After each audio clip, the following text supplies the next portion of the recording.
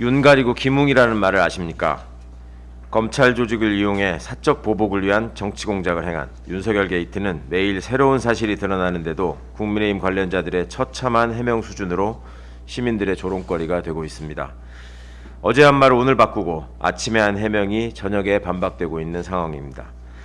해명을 기대한 윤석열과 김웅 기자회견에서 국민이 보고 들은 것은 고발장을 전달했을 수도 있고 조작 가능성일 수도 있다며 궁색한 말장난으로 일관하는 의원의 모습과 출처와 작성자가 없는 괴문서라며 국민 앞에 화를 내는 대선 후보의 모습뿐이었습니다. 진실이 규명되는 것이 두려우니 손준성에 대한 꼬리 자르기와 선배검사 김기춘의 초원복 국집 사건을 떠올리게 하는 정치공작 프레임으로 대응하려는 장난질을 거듭하다 결국 당 지도부까지 나서 박지원 게이트를 운운하는 지경입니다. 압수수색을 방해하는 명백한 범죄 행위에 집단적으로 나선 제1야당 대표와 의원들의 모습은 진실을 가리기 위해서라면 어떠한 거짓과 불법도 마다하지 않겠다는 국민에 대한 노골적 협박인 것입니다. 윤석열 캠프 상황실장인 장제원 의원이 지난주 한 방송에서 윤석열이 진짜 고발이 필요했다면 가장 가까운 정점식 의원에게 전달해 고발하는 게 맞다고 목청을 높인 사실을 기억합니다.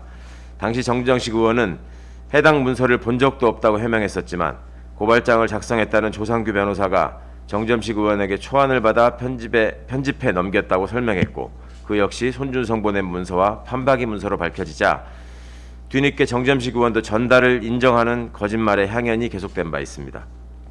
이는 당시 김웅 의원을 포함해 복수의 루트로 고발 사주가 이루어졌을 가능성을 입증하는 것이며 전직 검사들이 그 당사자로 등장하고 있는 점을 볼 때 그 집단의 윤리의식과 진실을 대하는 태도를 그대로 드러내고 있습니다.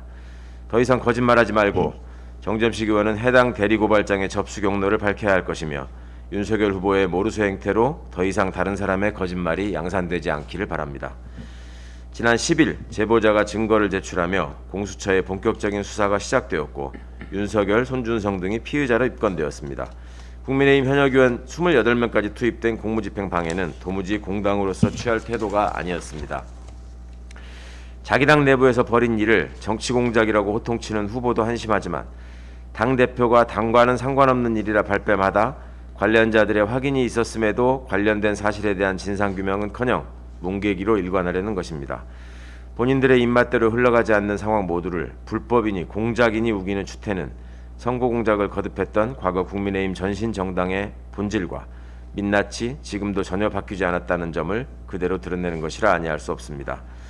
사법기관과 제보자에 대한 겁박과 모욕, 국민 우롱도 정도껏 해야 합니다. 당사자 및 관련자 모두 조사를 통해 신속히 밝혀달라더니 압수수색 방해로도 모자라 공수처장 등을 고발하며 겁박하는 행태는 진정 수준 낮은 부조리극에 해당합니다. 조국 장관 사건 수사 과정에서 보였던 저들의 패악에 비추어 도저히 용납할 수 없는 적반하장이자 민주주의와 법치주의를 훼손하는 위헌적 행태입니다. 그간의 행태에 비추어 기대하기 어렵지만 지금이라도 국민께 당장 사과하고 자성해야 마땅한 일입니다. 그간 윤석열과 국민의힘이 보인 태도는 무작정 부인하다 증거가 나오면 나몰라라 하고 설득력 없는 주장을 반복하다 메신저를 공격하더니 아무런 맥락 없이 그저 정치 공작이라고 얼굴 붉히며 악을 쓰는 수준에 그치고 있습니다.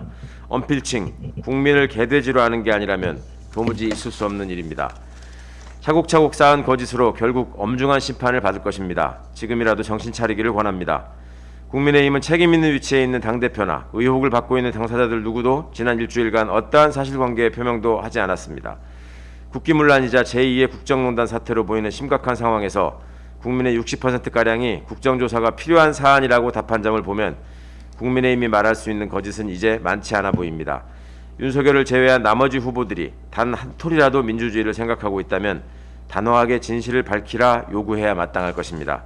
검찰총장직을 맡긴 임명권자를 배신한 것도 모자라 자신의 이익을 위해서나 위험을 회피하기 위해서라면 언제든 측근과 후배를 내치는 배신자의 말로는 비참할 것입니다. 배신을 거듭하는 깡패가 목정을 높일수록 그 불안함의 크기만 확인될 뿐이며 문제의 근원인 검찰의 조직 문화와 집중된 권력의 문제를 근본적으로 해결해야 한다는 점을 웅변할 뿐입니다. 반드시 검찰개혁 입법을 마무리하겠다는 다짐을 새로이 합니다. 고맙습니다.